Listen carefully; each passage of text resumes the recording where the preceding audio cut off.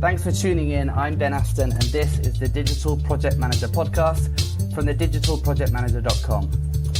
So today I'm joined by Dennis Kayser, and today we're going to be discussing artificial intelligence and project management. Are our jobs as project managers going to be taken over by project management bots? Well, we'll find out, so keep listening. But so Dennis, just first though, tell me a little bit about yourself. Where are you and what do you do? Hi, thanks for having me, Ben.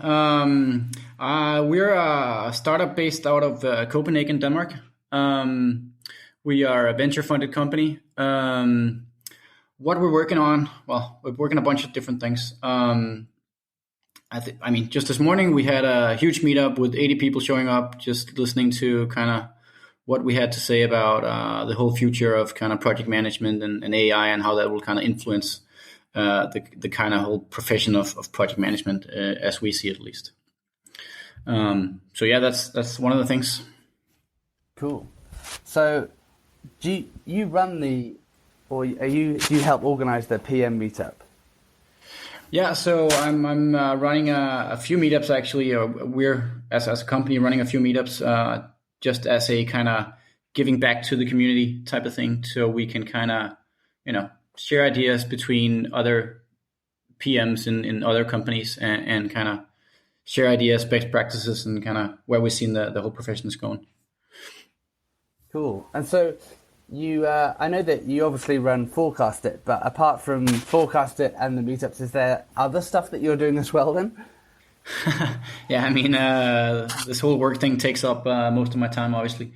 But yeah, I try to do a lot of skiing whenever I can.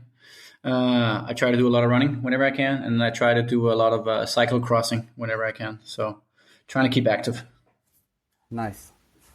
Good stuff. So tell us a bit about, you're now running Forecast.it, and we'll go on to talk a bit about that first. But how is it that you came about to be running this venture-funded startup, to be creating project management or software? How did that happen? So when I used to work for IBM, right? So I've been seeing a ton of big projects and smaller projects, obviously, both go well, but also go very badly, right? Due to various reasons, right? Typically not because the people that are working on these things are not doing a good job or not intelligent, but basically because quickly these things, especially in digital, get very, very complex, and that's basically just what makes it very difficult to manage on a daily basis. So obviously learning from that, and then looking at all the different products that are in the market, not really finding anything that was simple enough and that kind of made sense.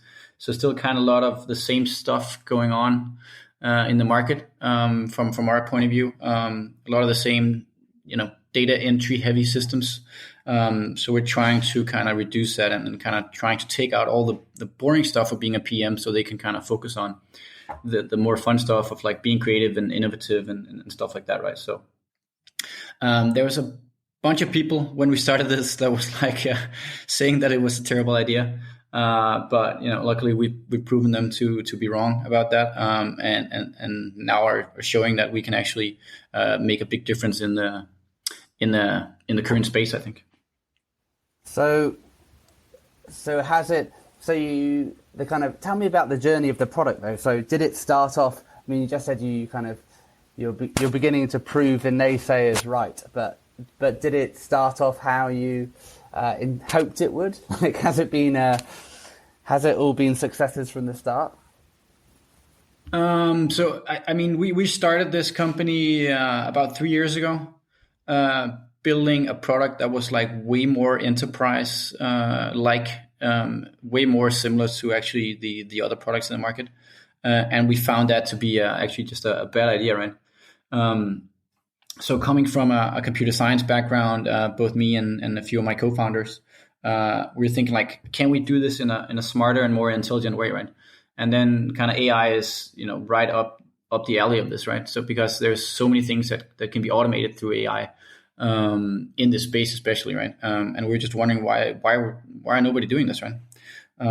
So we kind of restarted the whole company last year, built a brand new product, raised some money from a venture capitalist, and yeah, are now basically with clients globally. So pretty interesting. Good stuff. And so tell us then a bit about Forecast. Give us your elevator pitch for Forecast for those who haven't checked it out yet or know what it's about. Sure. So Forecast is a AI-driven resource and project management solution. We try to keep things very, very simple. So not being too complex. So people actually want to use it, right? We want to basically automate as much of the boring stuff as possible. And then obviously let you integrate to whatever best practice or whatever favorite products you have. So you get like a fully end-to-end synchronized solution. So this being like, invoicing, your whatever, your Slack, your Google Drive, whatever you want to kind of connect to, we make that very, very easy. So you can get like a full perspective of what's going on. Cool. So let's talk about AI for a second then. So for people who don't know what AI is, what is AI? So AI, it's a very broad topic, right?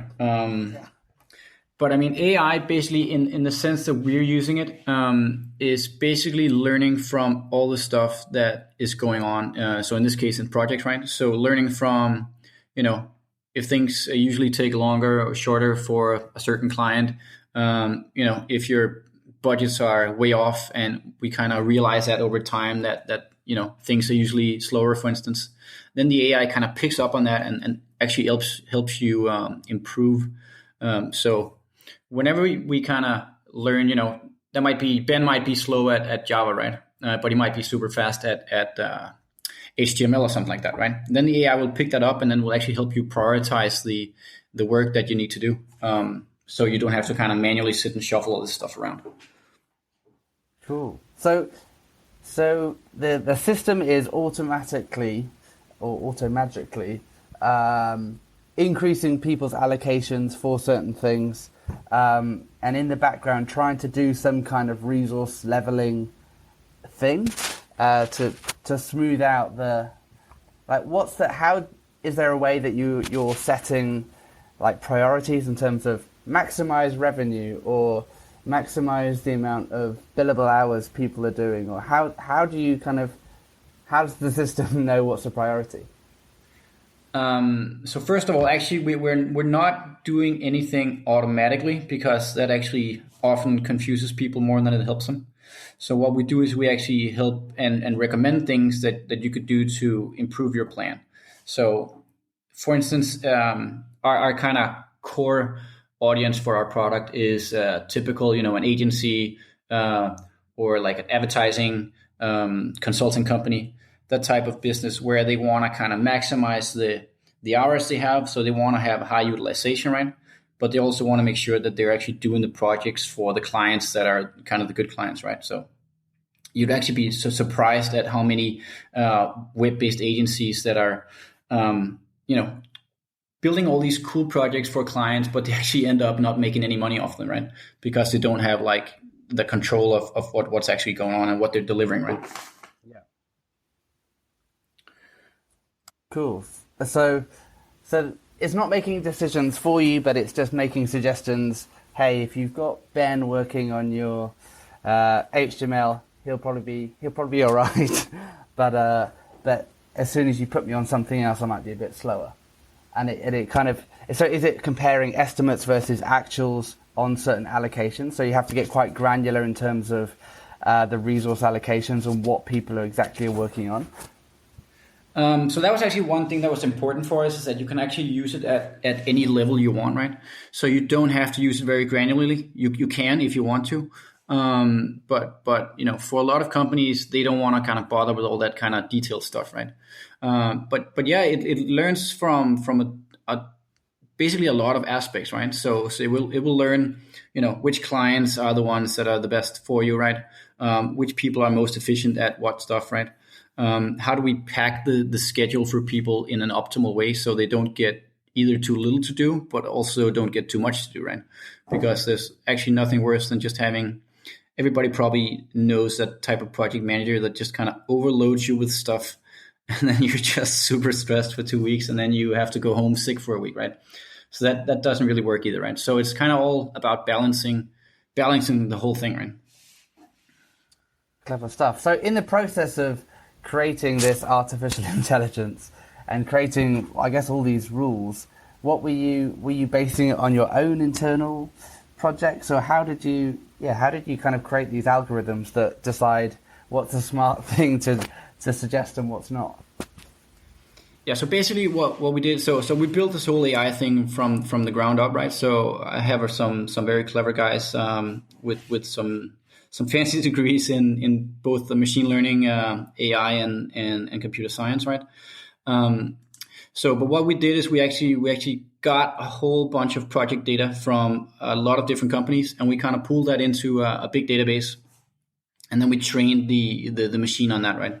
So what actually happens is that once you create a new account in Forecast, you basically get going very, very quickly, because you're starting off of a baseline data set of, I think right now it's about 5,000 or 6,000 projects, and there's like more than 3 million hours worth of stuff in there or something like that, right? So it's actually a pretty substantial data set already. But then as you start working in it, right, then it will kind of tweak itself to work, or kind of figure out how you're working, right? So we'll actually learn and pick up stuff from your company, and that will kind of just be unique just for you, right? So in that sense, it actually, it just, the more you put into it, basically the better it gets. Nice. So and kind of where do you see this going then? So right now you're using artificial intelligence to improve estimates, budgets, work plans, resourcing. What's the end goal here? Is it to make project management redundant, or how does project management fit into artificial intelligence? If a machine can make all the right decisions for us, where do you see the role of PM, kind of what do you see it evolving into? So I definitely don't think that the PM will ever not have a job. I see it more as an aid to actually take away all the stuff that is, all the boring stuff for a PM, right?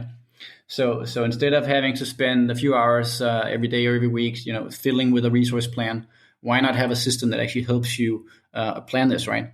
So you can spend your time on actually maybe talking to the client, or helping develop the project, or whatever you kind of want to do. That's kind of more on the creative, human side, I guess, right? So we basically want to take out all the boring stuff and make the work more fun. So I think, like, if you're looking into the future, I think you asked that, then what some of the things we're working on right now actually is we're working on a basically what we call an AI assistant. So basically be an assistant that you can ask questions about your projects, or ask it to do stuff for you, and it will basically then do that, right? So the same as having a real human project assistant, but just like a super powered one, because it knows everything that's going on, right? And has kind of full visibility into everything. So all your clients, all your projects, all your people, right? Yeah, that's really cool. I saw something. I read an article. I read an article just a couple of weeks ago about something similar, because I think one of the interesting challenges for PMs is this: the fact that so much of our time is spent answering questions where people just don't know where to find the information. So, for example, like the classic one: what job number is this? Or like, what job am I? Where should I be putting my hours? Or how much was that project? How much did we spend on that project last year, where we did some banner campaign for whoever? And just having being able to have some kind of I mean, I totally agree. Would be great. I totally agree. It's like, just imagine just being able to ask an assistant saying, okay, what are currently, like today, what are my 5 most high risk projects, right? Which one should I be worried about? That would just be like an immense help in your daily work, and you don't have to kind of sit and shuffle through all these lists of different stuff, right? You basically just ask the AI, and they will tell you exactly what you need to know, right, at a instant. Yeah. And so how are you working on that as an integration through Slack? I think the one I saw was like an integration through Slack, so you could ask, you could ask questions through Slack. But would you, are you building it out within the system, or like to be able to query other tools as well? So we're actually building it out into other tools, right? So you could use Slack if you wanted to. That's not a problem. You can just connect it to Slack, and you could use that as the interface if that's what you want to do. But also we're actually providing our own interface within the application, so you can ask that as well, right? So basically, what the Slack bot does is it actually just queries our service, right? So in the end, everything is known because we're connecting your systems, right? So that's why you're able to ask a lot of advanced questions that a lot of other normally you wouldn't be able to do this unless you had like a person that actually knew this stuff, right? Yeah, and I think improving the lives of the resource manager, who's often the one at the brunt of all the stupid questions that people ask, or as a PM, if you're asked, keep on shifting your resourcing around, and actually it doesn't need someone else. It doesn't need someone to do that when it could be done through just artificial intelligence, just being able to tell the system, hey, my project's been delayed by a week, shift out all my resourcing by a week, and let's start it, say, next Monday rather than this Monday. It shouldn't need to go through a resource manager for that to happen. But so much of these are like, we have so many manual processes, and even things like opening a new job number, or creating a weekly status report. If you could just write a command and get that generated for you, that would be awesome. Yeah, I totally agree, and that's what we want to do, right? We want to automate this stuff that's boring, right? And then you can focus on the fun stuff. So, I mean, I just had a client meeting yesterday with one of our clients, and she's like, "Wow, you guys, you're saving me like 2 or 3 hours a day of just like usually just sitting and shifting resources around." So just that is like that proves the case that it's that's nice, right? That you can help people in that way, right? So she could spend the 2 hours doing something more fun than sitting and kind of dragging and dropping people on a timeline, right? Yeah. No, that's great. Have you had any other kind of interesting feedback of how Forecast.it has helped people in ways that you weren't expecting? Actually, it's going to sound a little boring, but it's actually not that unexpected, because I mean we focus a lot on talking to our clients, right? So we have very, very deep interaction with all our clients to make sure that we're actually building stuff that helps them on a daily basis, right? So we take that feedback loop very seriously. I mean, our UXer, she usually has around 5 to 10 sessions with clients a week, 1 hour sessions, where she just kind of gathers feedback on how is it to use and how nice it is and what doesn't work and how should we fix it, right? Cool. And so apart from the kind of the PM assistant, what else is in store for Forecast.it? Where do you see it kind of in 5 years' time? You've built out your PM bots system. What's next? Like where do you think you'll be in 5 years' time? So I think that actually it's pretty important for us that we don't kind of branch out too broadly, right? We don't want to be like a new big enterprise system, right? That's very difficult to use, right? So it's very important for us to kind of keep things simple, easy to get going for new people. And also I think, sometimes you end up in this feature bloat, right? And we're very aware of not doing that, because, we can't suit everybody, and we want to make sure that we actually suit the people that is kind of our ideal, right? Yeah. So I think on kind of the product side, it's definitely, making the AI really, really amazing. It's not easy to do. It's actually a pretty big task. And then basically, connecting to as many systems as possible so you can use whatever you like, right? Without any problems. And then basically giving you more insights that are like AI driven, so you can better understand kind of how your business and how you can improve your business in a more automated way. Cool. And so apart from Forecast.it, though, I'd be interested to understand from you, like, what else is in your toolkit as someone who's developing products, like what are you using to manage your product development and the projects within there? So we're definitely dog fooding, right? Because otherwise it wouldn't make much sense. So we're actually, it's a little bit meta, but we're using our own product to develop our product, right?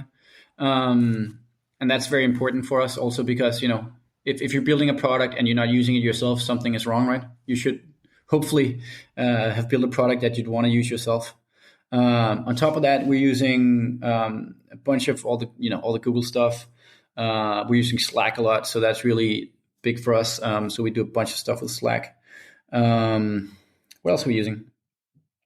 I think actually the stack is not that deep actually on the PM side. We're trying to keep it to as few tools as possible. So you're not using Jira or Trello or any like for task management, or no, your kind of back. No, we're using our own system to do that. So we're fully capable. Actually, we just won a client over from Jira last week. The thing with complicated products is that you will end up with a lot of people that never use it because it's just difficult and annoying to use, right? So we're basically trying to not do that. Yeah. No, and I think the big challenge one of the things that you've talked about a bit is enabling people to do their best work and not stifling creativity. And whilst Jira might be Jira is kind of the de facto project management standard, I'd say now. Product management standard, because it is very robust and for development, you can get really granular, you get lots of control. But whilst developers might like it, everyone else hates it. Exactly. So it's this balance between, do you use Trello up to development, and then when do you start using Jira? But it's having a system that everybody enjoys and can agree that does everything that you need it to do. That's our aim, right? Yeah, and can switch between Kanban and Scrum. Show the client the Gantt chart if that's what you need, right? All that stuff, right? So, but without it being too difficult, right? It's actually funny because I had a talk with a friend the other day, and he said now his wife got a job as a digital PM, and he was now learning her Jira, and it was really not fun, and it required a lot of gin. So that was kind of his take on that. So yeah, no, it can be a bit complicated, but hey, cool. So thanks so much for joining us, Dennis. It's been great having you with us. Thank you. Thanks for having me. Always fun to talk about stuff that we're passionate about. So great stuff. If you'd like to contribute to the conversation about artificial intelligent project management, check out the article on the digitalprojectmanager.com and join us on Slack as well. We've got a community of digital project managers discussing all kinds of interesting things about project management. So head to the community section of the digitalprojectmanager.com and join the conversation there. But until next time, thanks for listening.